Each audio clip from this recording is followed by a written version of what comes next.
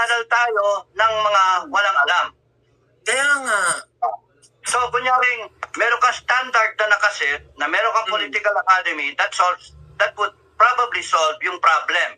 Yung shortcoming ng mga politiko na output, kasi yung input natin, inayos natin.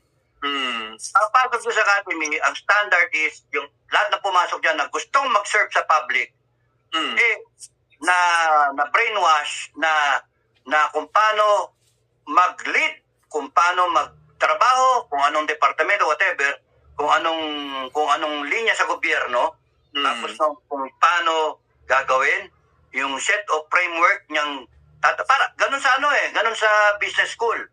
Bigyan ka ng framework. Napakasimpleng framework.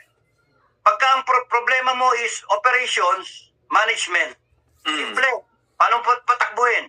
Tatlo lang. Input, output, transform.